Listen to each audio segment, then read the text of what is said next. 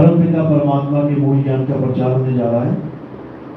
बहुत बड़े भाग हैं उन जीवों के जो अपने पूरे जीवन काल में एक बार भी, और उससे भी बड़े भाग हैं उन जीवों के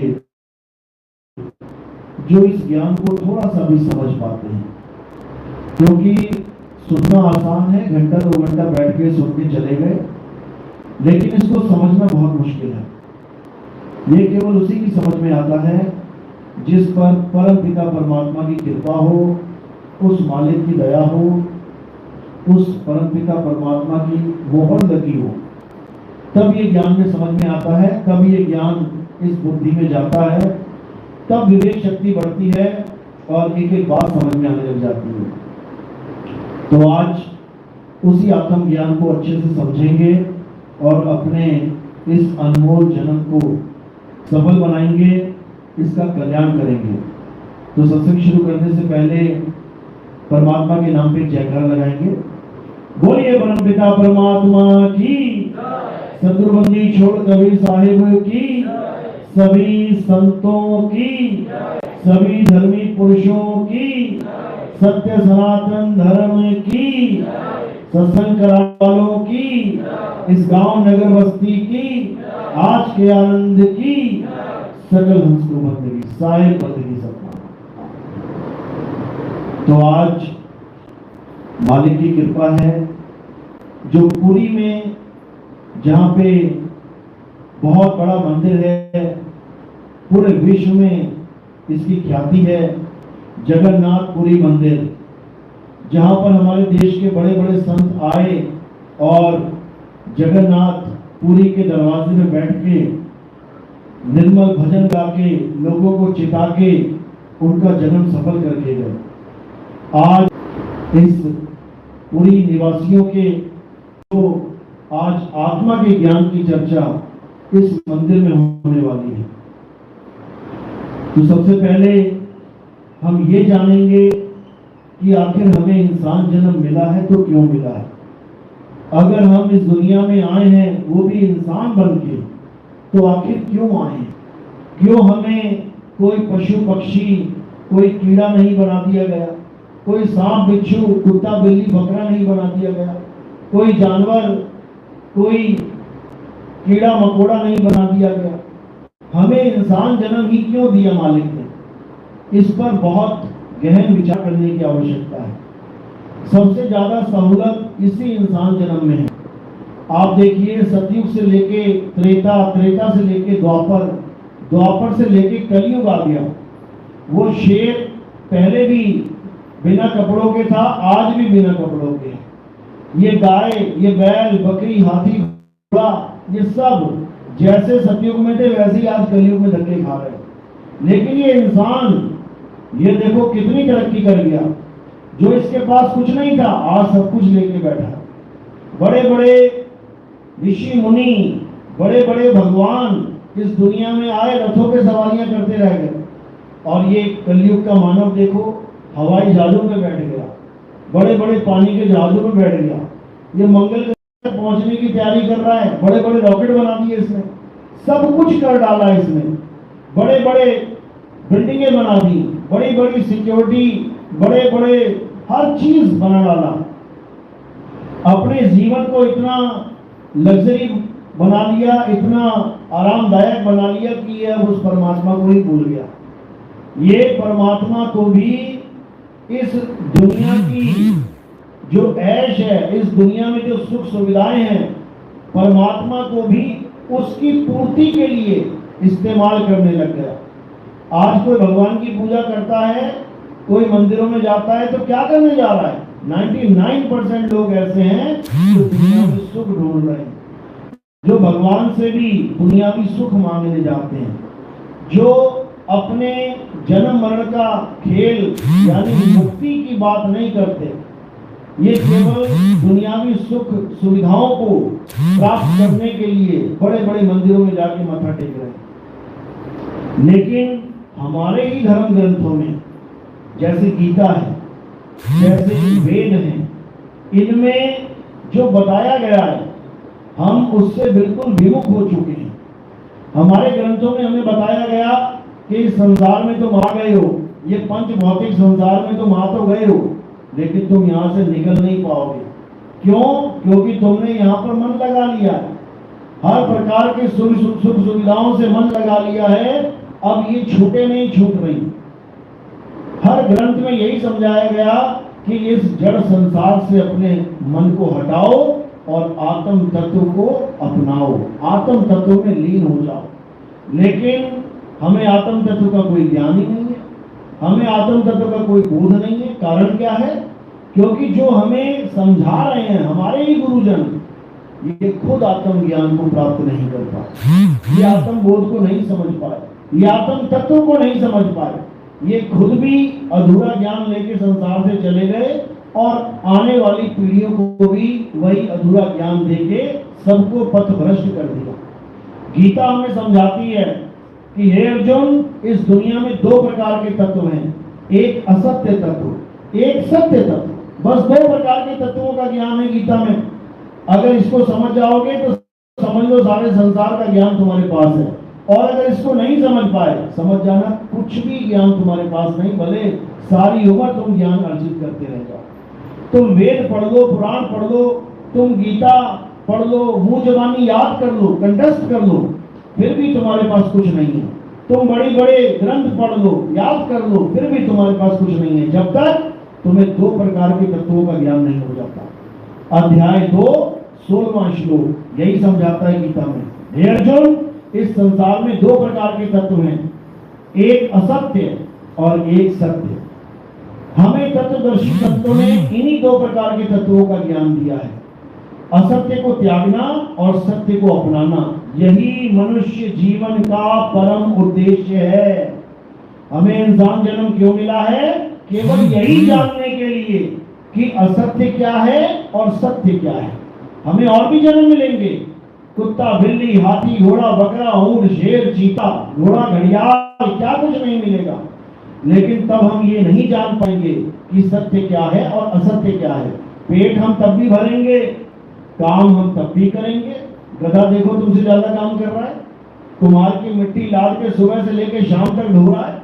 घोड़े देखो सड़क पे कैसे घोड़ा गाड़ी खींच रहे हैं, बैल देखो कैसे हल जोत रहे हैं। केवल तुम्हें थोड़ी नहीं काम कर रहे हो, केवल इंसान ही काम नहीं कर रहा भाई, ये जानवर भी काम कर रहे हैं, तब जाके रोटी मिल रही है, तब जाके घास देता है घोड़े को चराने वाला।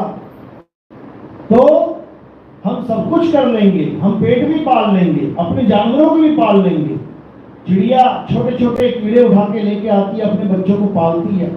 शेर जिंदा शिकार पकड़ के लेके आता है, अपने बच्चों को शेर शिकार करना सिखाता है। सब कुछ करेंगे हम, कोई ऐसा नहीं कि इंसान जन्म में करते हैं ये सब।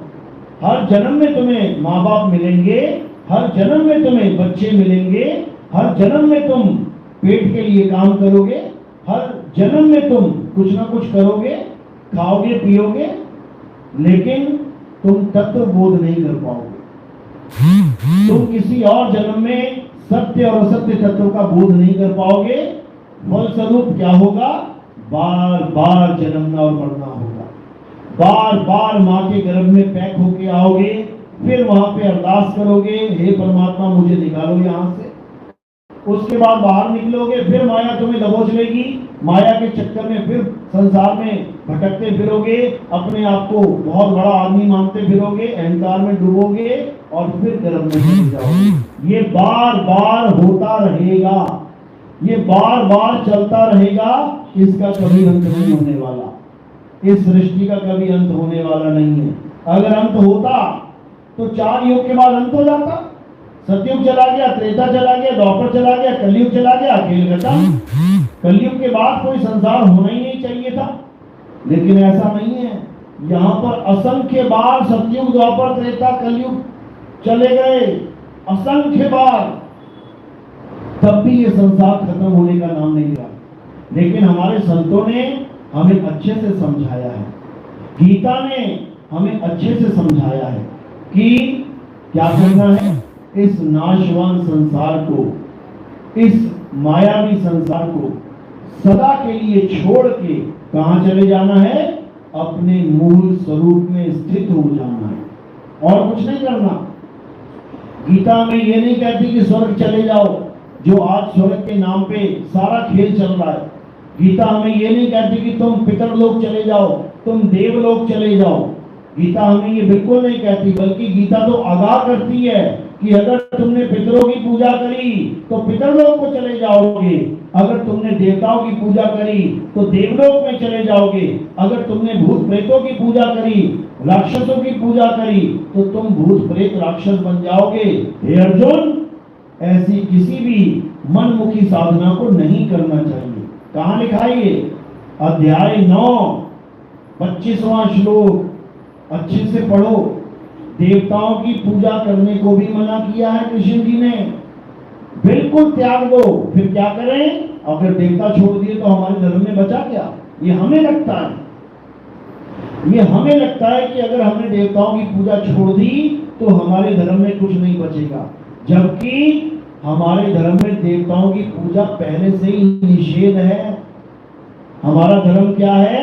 सत्य सनातन धर्म। सत्य सनातन धर्म का क्या मतलब होता है? सत्य सनातन धर्म का मतलब होता है जो सदा से था, सदा है और सदा रहेगा। ये किसी इंसान का चलाया हुआ धर्म नहीं है। अगर ये किसी इंसान का चलाया धर्म होता तो इसका भी हमें पता होता कि ये कौन सी तारीख को चला है, कौन से साल में चला है। जैसे ईसाई धर्म ईसा मसीह के बाद चला है, बुद्ध धर्म बुद्ध जी के आने के बाद चला है, मुस्लिम धर्म मोहम्मद साहब के बाद इस्लाम उतरी है तब चला है इस्लाम धर्म। सिख धर्म बाबा नानक के आने के बाद ये सिख धर्म चला है। और भी जितने भी धर्म चलते हैं वो किसी न किसी इंसान के द्वारा चलाए जाते हैं। जैसे जैन धर्म, तो महात्मा जैन जब पैदा हुए उसके बाद जैन धर्म चला है। लेकिन सत्य सनातन धर्म ये कब चला है? इसकी आद कब है? ये कब शुरू हुआ? ये कोई नहीं जानता और जान भी नहीं सकता, क्योंकि ये संसार भी नहीं था, देवी देवता भी नहीं थे, ब्रह्मा विष्णु महेश भी नहीं थे, माया और निरंजन भी नहीं थे। ये तब भी था और सदा रहेगा। ये सत्य सनातन धर्म ऐसा धर्म है, ये हम सबका धर्म है। हिंदू, मुस्लिम, सिख, ईसाई, जैन, बौद्ध भगवान को मानता है, नहीं मानता है, ये सबका धर्म है। क्योंकि ये धर्म क्या है? ये कोई पंथ नहीं है कि 4 आदमी बैठ गए तो बन गया धर्म, ऐसा नहीं है। ये धर्म क्या है? ये आत्मा है, ये आत्मा रूपी धर्म है। हमारे शरीर को कौन चला रहा है? हिंदू को कौन चला रहा है? मुस्लिम को कौन चला रहा है? सिख ईसाई को कौन चला रहा है? ये आत्म तत्व की वजह से चल रहे हैं। आत्म तत्व ही हमें जीवन दे रहा है, और अगर ये आत्मा शरीर को छोड़ दे तो ये शरीर चल नहीं सकता, ये शरीर नष्ट हो जाएगा। चाहे हिंदू का हो, चाहे मुसलमान, चाहे सिख, चाहे ईसाई, सबका मूल क्या है? आत्मा ही सबका मूल है। आत्मा के बिना कोई शरीर जीवित रह ही नहीं सकता। जैसे करंट के बिना कोई पंखा नहीं चल सकता, करंट के बिना कोई बल्ब नहीं चल सकता, करंट के बिना कोई ट्यूबलाइट नहीं, कोई हीटर नहीं, गीजर नहीं, कुछ नहीं। सब कुछ खरीद लाओ तुम, घर में फिटिंग करवा लो, सब कुछ, लेकिन अगर घर में बिजली की तार नहीं है तो इसमें से कुछ भी चलने वाला नहीं है। यानी सबसे मेन चीज क्या है? वो करंट, वो बिजली, वो विद्युत, वो होगी तो सब चलेगा। इसी प्रकार इस संसार में सब कुछ कैसे चल रहा है? आत्म तत्व की वजह से। इसी आत्म तत्व का बोध करना हम सब इंसानों का परम धर्म है। इसी को सत्य सनातन धर्म कहते हैं। क्या करें कृष्ण जी? नैनम छिन्दन्ति शस्त्राणि नैनम दहति पावका न चैनम क्लोदं तापे ना शोषति मारुता। हे अर्जुन, इस आत्मा को ना तो कोई अस्त्र शस्त्र काट सकता है, इस आत्मा को ना तो कोई अग्नि जला सकती है, इस आत्मा को ना तो वायु सुखा सकती है, इस आत्मा को ना तो जल भिगो सकता है। क्यों बता रहे हैं आत्मा के बारे में? कुरुक्षेत्र की धरती पे युद्ध होने वाला है।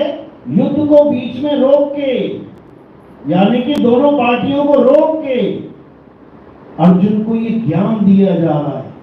क्यों दिया जा रहा है? इस ज्ञान का मतलब क्या? आत्मा के बारे में बताएंगे या युद्ध कैसे करना है ये बताएंगे। आत्मा का ज्ञान क्यों दिया जा रहा है? क्योंकि आत्मा का ज्ञान देने से मोह भंग हो जाता है। अगर इस संसार में कोई मोह भंग कर सकता है तो वो केवल आत्मा का ज्ञान कर सकता है। मां का बेटी से, बाप का बेटे से अगर कोई मोह भंग कर सकता है तो आत्म ज्ञान कर सकता है। नहीं तो सब इसी मोह में उलझे रहेंगे, बार बार जन्म मरण के चक्कर में फंसे रहेंगे। तो अर्जुन का मोह किसके साथ था? भीष्म पितामह, दादाजी, गुरुजी, द्रोणाचार्य, चाचा ताऊ के, मेरे भाई हैं, मेरे बड़े रिश्तेदार हैं। ये सारा मोह भंग कैसे हुआ? आत्मज्ञान के द्वारा। गीता का ज्ञान दिया तब जाके मोह भंग हुआ। गीता में यही समझाया, हे अर्जुन, तुम चाहकर भी किसी को नहीं मार सकते। ये दुर्योधन जो तुम्हें दिखाई दे रहा है, 2 हाथ 2 पैर, सिर, पेट, कंधा, जांग, ये दुर्योधन नहीं है। ये दुर्योधन का शरीर है। तुम दुर्योधन के शरीर को तो मार सकते हो, लेकिन तुम दुर्योधन को नहीं मार सकते। क्यों?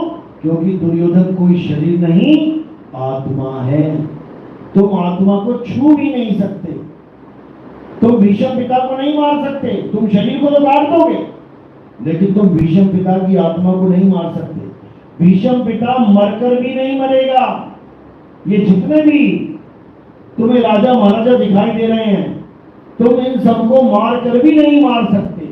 क्यों? क्योंकि तुम केवल इनके शरीरों को मार सकते हो, तुम इनकी आत्मा को छू तक नहीं सकते। यानी तुम किसी को भी नहीं मार सकते। ये मरे अमर हैं। अर्जुन, ये जितने राजा महाराजा तुम्हें दिखाई दे रहे हैं, और तुम और मैं, ये शरीर नहीं है। शरीर तो नाशवान देह है। शरीर तो हमारे कपड़े हैं। कपड़ों के मारे जाने से हम तुम नहीं मर जाते। कपड़ों के फट जाने से हम तुम नहीं फट जाते। कपड़ों के कट जाने से हम तुम नहीं कट जाते। इसलिए हे अर्जुन, इस मोह को त्याग और अस्त्र शस्त्र उठा के धर्म की रक्षा कर, ये समझाया गया। और भक्ति क्या करनी है ये भी बताया गया। हे अर्जुन, अध्याय 3 17वां श्लोक क्या कह रहे हैं? देवी देवताओं को तो छुड़वा दिया था सबको। गोकुल वासियों को हर देवी देवता की पूजा करने से मना कर दिया गया था कि किसी भी देवी देवता की पूजा नहीं करनी है। तो सब चक्कर में पड़ गए। देवी देवताओं की पूजा नहीं करेंगे तो क्या करेंगे? देवी देवता रुष्ट हो जाएंगे। रुष्ट हो भी गए थे। इंद्र देवताओं का राजा रुष्ट होके आ गया कि तुम मेरी पूजा नहीं करोगे, तुम्हें डुबो के मार दूंगा, मैं इतना पानी बरसाऊंगा। जब इंद्र पानी बरसाने लगा, इतना ज्यादा पानी बरसाया कि बाढ़ आ गई। तो फिर कृष्ण जी ने क्या किया? सारे गोकुल निवासियों को क्या किया?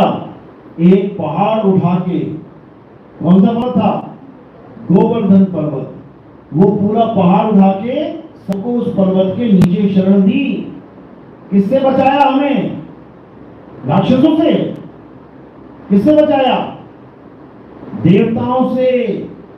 देवताओं से बचाया हमें। देवता हमारी जान के दुश्मन हो गए थे। तो कृष्ण जी ने द्वापर में देवताओं का खेल खत्म कर दिया था। कोई देवी देवताओं की पूजा नहीं करनी है तो क्या करें फिर? घर बैठ जाएं क्या? कुछ भी ना करें? बिल्कुल करो। क्या करो? अध्याय 7 अध्याय 3 में रमण करते हैं। जो अपनी आत्मा में तृप्त हैं, जो अपनी आत्मा में संतुष्ट हैं, उनके लिए कोई धार्मिक कर्म कर्तव्य लागू ही नहीं होता।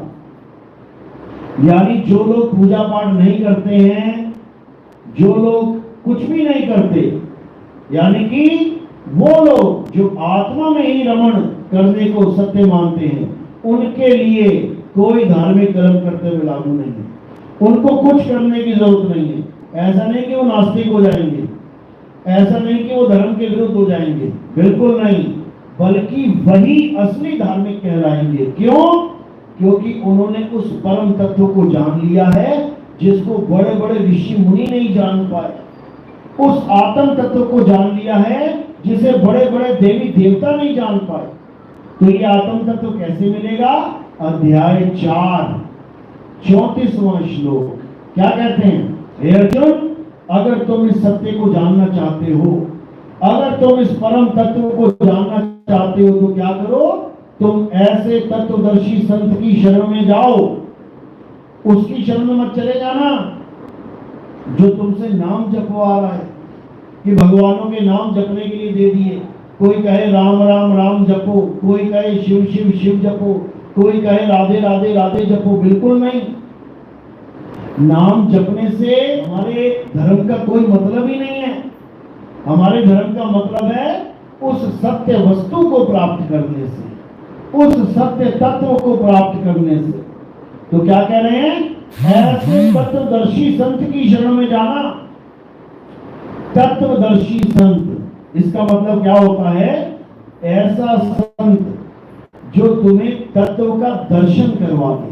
तत्वदर्शी, जैसे सूक्ष्मदर्शी। सूक्ष्मदर्शी क्या होता है? जो चीजें तुम्हें खुली आंखों से नहीं दिखाई दे रही है, छोटी से छोटी चीज वो तुम्हें दिखा दे, उसी को माइक्रोस्कोप कहते हैं। एक है दूरदर्शी। अब दूरदर्शी क्या है? जो दूर की चीज दिखा दे, मंगल ग्रह दिखा दे, शुक्र ग्रह दिखा दे, शनि ग्रह दिखा दे, जो तुम्हें खुली आंखों से नहीं दिख रहे हैं, उसे दूरबीन यानी दूरदर्शी कहते हैं। इसी प्रकार तत्वदर्शी, तत्वदर्शी का मतलब जो दो प्रकार के तत्वों का ज्ञान करवा दे, एक असत्य और एक सत्य। असत्य क्या है? ये संसार में जो तुम्हें कुछ दिख रहा है, कुछ भी दिख रहा है, जो दृश्य तुम्हें दिख रहा है, वो असत्य है। असत्य कह रहे गो गोचर जहां लग मन जाई, तह लग माया जानो भाई। इन आंखों से दिखने वाली हर वस्तु माया है। इन आंखों से दिखने वाली हर चीज माया है। इन आंखों से क्या नहीं दिखाई देता? सत्य नहीं दिखाई देता, बाकी सब कुछ दिखता है। इससे तुम्हें पांचों तत्व दिखाई दे रहे हैं, इससे तुम्हें हर शरीर दिखाई दे रहा है, इससे तुम्हें मंदिर मस्जिद गुरुद्वारे चर्च सब कुछ दिखाई दे रहा है, इससे तुम्हें मूर्तियां पूजा पाठ हवन सामग्री सब कुछ दिखाई दे रहा है। जो कुछ भी दिख रहा है ये माया है, ये असत तत्व है। हे अर्जुन, सत्य तत्व केवल आत्मा है, जो तुम्हें आत्मा का दर्शन करने की विधि बता दे, जो तुम्हें आत्म ज्ञान प्राप्त करने की विधि बता दे, वही तत्वदर्शी संत है। ये मंत्र जपने वालों को तत्वदर्शी संत नहीं कहते। क्या कहते हैं उन्हें? जपी। तपस्या करने वाले को क्या कहते हैं? तपी। घर बार छोड़ के जंगल चले जाने वालों को क्या कहते हैं? सन्यासी।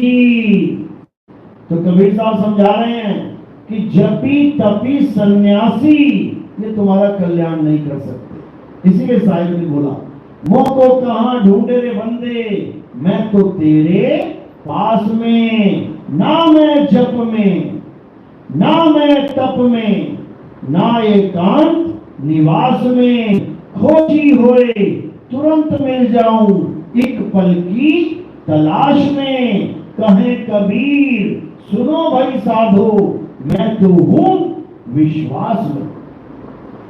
कबीर साहब कह रहे हैं जिसको तुम पाना चाहते हो, जिसको तुम ढूंढ रहे हो, वो तुम्हारे पास में है, वो कहीं दूर नहीं है। क्या है पास में? आत्म तत्व। आत्मा हमारे बिल्कुल पास है। आत्मा का नाम सुना है सबने? आत्मा सबने सुना होगा। अपनी अपनी आत्मा लेके आए सब, घर पे तो नहीं छूट गई किसी की, कहीं बक्से में रह गई हो, कहीं बाथरूम में लटकी रह गई हो, सब लेके आए हो। क्या प्रमाण है कि तुम्हारी आत्मा तुम्हारे साथ है? लेके आए हो, हाथ लगा के चेक करो जरा, लगाओ। कहां लगाते हो हाथ? कैसे प्रमाणित करोगे कि तुम्हारे पास आत्मा है? ये जो तुम हंस रहे हो, तुम जो बैठे हो, तुम चल रहे हो, तुम हिल रहे हो, ये प्रमाणित करता है कि आत्मा है। और जैसी आत्मा शरीर को छोड़ देगी तो क्या होगा? बैठे बैठे बैठे ऐसे गिर जाओगे नीचे, उंगली तक नहीं हिलेगी। तो इससे प्रमाणित होता है कि हमारे पास आत्मा है। जैसे ये पंखा चल रहा है, अब इसमें टेस्टर लगाना पड़ेगा क्या? ये देखने के लिए कि करंट है कि नहीं है? लगाना पड़ेगा? नहीं लगाना पड़ेगा। क्यों? क्योंकि वो पंख खुद बता रहा है कि इसमें करंट है, चल रहा है। अब करंट है लेकिन पंखा नहीं चल रहा है, तब हमें टेस्टर लगाना पड़ेगा। दिक्कत क्या होगी? करंट तो है, टेस्टर लगाएंगे, करंट आएगा, दिख रहा है, लेकिन पंखा नहीं चल रहा, यानी कनेक्शन कहीं से लूज है, वो तार अटैच नहीं है। तो कहने का मतलब पंखा चल रहा है यानी करंट है, पंखा रुक गया यानी कनेक्शन टूट गया। इसी प्रकार अगर हम खा रहे हैं, पी रहे हैं, चल रहे हैं, बातें कर रहे हैं, हंस रहे हैं, पूजा कर रहे हैं, पाठ कर रहे हैं, इसका मतलब आत्मा हमारे पास है। और अगर हमारा शरीर मिट्टी की तरह गिर गया, हिल भी ना पाया, 4 लोग उठा के लेके जा रहे हैं, तो समझ जाना कि आत्मा ने शरीर को छोड़ दिया है। तो हमारे जीवन का लक्ष्य क्या है? हमारे जीवन का लक्ष्य है आत्म ज्ञान प्राप्त करना। हमारे जीवन का लक्ष्य ये नहीं है कि मंदिर मस्जिद गुरुद्वारों में जाके सारी उम्र बिताना। अगर मंदिर मस्जिद गुरुद्वारों में जाना हमारा लक्ष्य होता तो हमारे पैदा होने से पहले, जब इस संसार में पहली बार इंसान आया, उससे पहले हजारों लाखों मंदिर बना दिए गए होते, उससे पहले लाखों चर्च, लाखों मस्जिदें बना दी गई होती, लेकिन एक भी मंदिर नहीं बना था, एक भी चर्च नहीं बना था जब इंसान इस दुनिया में पहली बार आया। ये सारे मंदिर मस्जिद गुरुद्वारे चर्च किसने बनाए हैं? इंसानों ने बनाए हैं। पैसा इकट्ठा कर करके बनाए हैं। बिना पैसों के मंदिर भी ना बन पाया। ये पहाड़ पैसों से बनाए, ये सूरज पैसों से बनाए, ये चांद पैसों से बनाए, ये धरती पैसों से बनाई गई थी क्या? भगवान ने हर चीज बिना पैसों के बनाई है, लेकिन इंसान ने जो बनाया है उसमें क्या लगा है? उसमें पैसा लगा है। क्यों? क्योंकि ये सब नकली है। पैसे से बनने वाली हर चीज नकली है, और जो प्राकृतिक है वो भगवान बनाते हैं। समझ लो, ये सूरज चांद सितारे ये पैसों से नहीं बने हैं।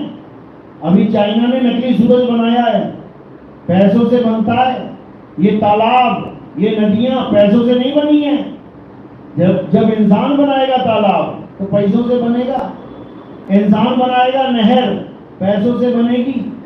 तो ये नकली और असली की पहचान है कि जो प्राकृतिक है वो असली है और जो इंसान बनाता है वो नकली है।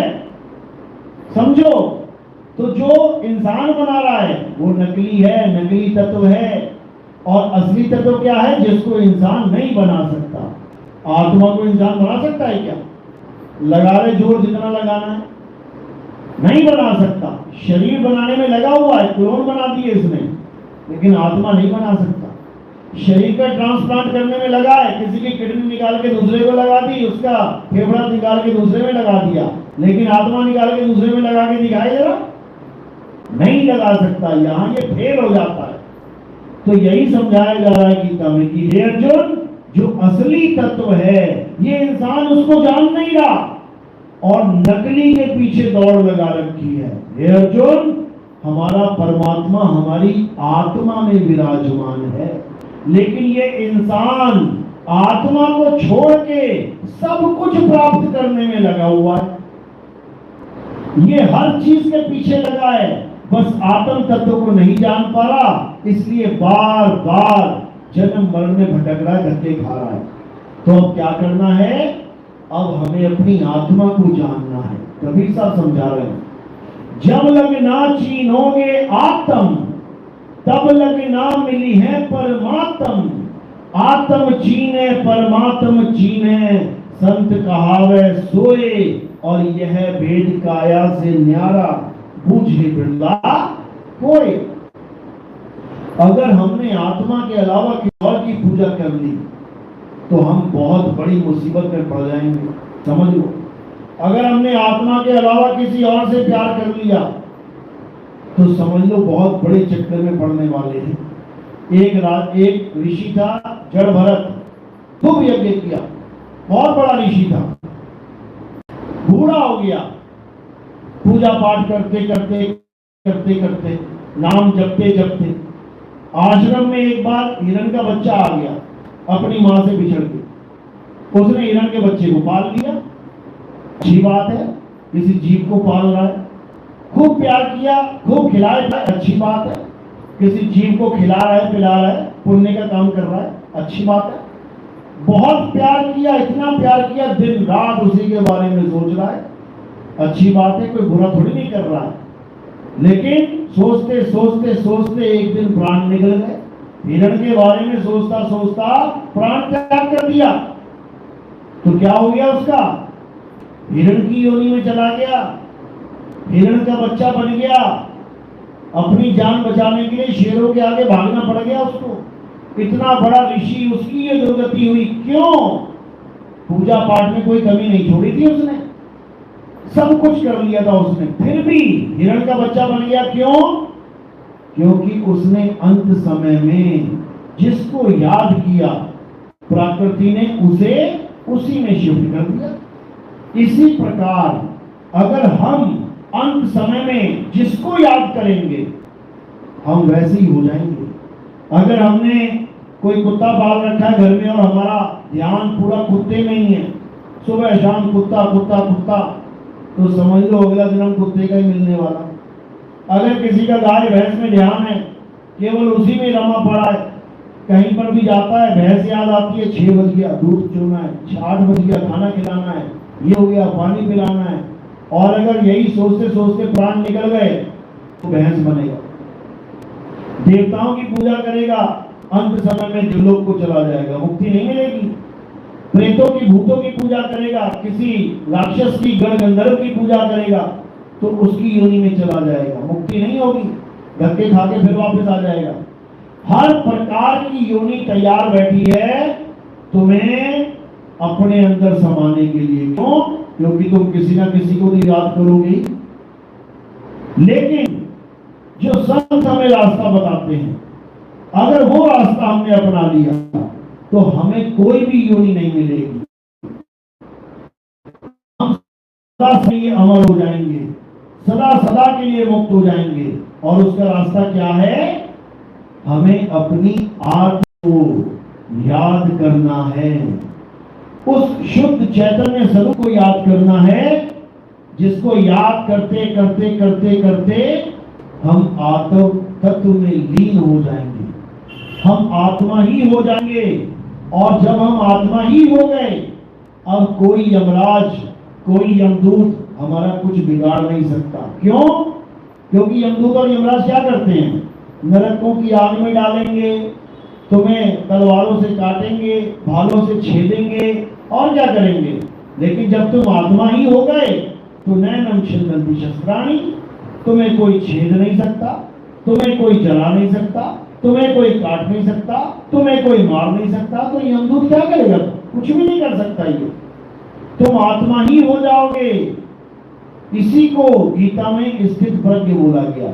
हे अर्जुन, जो सुख और दुख को त्याग के अपनी आत्मा में स्थित हो जाता है उसे स्थित प्रज्ञ कहते हैं।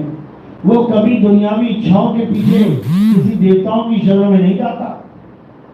अध्याय 7 23वां श्लोक देखो, पढ़ो क्या कह रहे हैं। हे अर्जुन, जो लोग देवताओं की शरण में जाते हैं उनसे प्राप्त होने वाले फलों को अमर मानते हैं, जबकि वो हैं क्या? क्षणिक हैं। देवताओं की पूजा करने वाले अल्प बुद्धि जीव ये कभी नहीं समझ पाते कि उनको जो कुछ भी दिया जा रहा है वो मैं दे रहा हूं, देवता नहीं दे रहे। जैसे कोई गणेश जी का भगत है, गणेश जी से कुछ मांग रहा है, मुझे कार मिल जाए, मेरी लॉटरी लग जाए, और उसको कार मिल गई, लॉटरी मिल गई, लग गई, तो वो ये ना सोचे कि गणेश जी ने दिया, क्योंकि गणेश जी कुछ नहीं दे सकते। गीता अध्याय 7, 20, 21, 22, 23 श्लोक में यही समझाया गया है कि तुम जिस भी देवी देवता की पूजा करते हो वो तुम्हें कुछ नहीं दे सकता, मेरे द्वारा निर्धारित फल ही तुम तक पहुंचता है। समझ लो। तो ये सब गीता में समझाया गया है, लेकिन हमें कोई बताता नहीं है, इसलिए हमें इस चीज का ज्ञान नहीं होता और हम अपना जीवन धोखे में गुजार देते हैं, असत्य के साथ गुजार देते हैं। सत्य का तो हमें कोई बता ही नहीं पाता। तो सत्य क्या है? हे अर्जुन, आत्म तत्व ही सत्य है।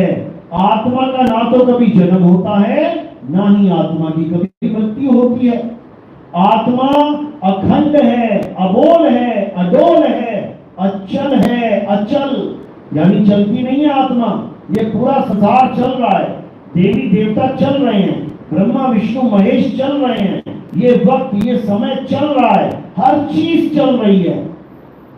हर चलने वाली चीज का एक दिन नाश होना है, पक्का है बिल्कुल। अचल यानी आत्मा। अध्याय 2, 24वां श्लोक पढ़ो। क्या है अचल, क्या है सत्य सनातन? हे अर्जुन, ये आत्मा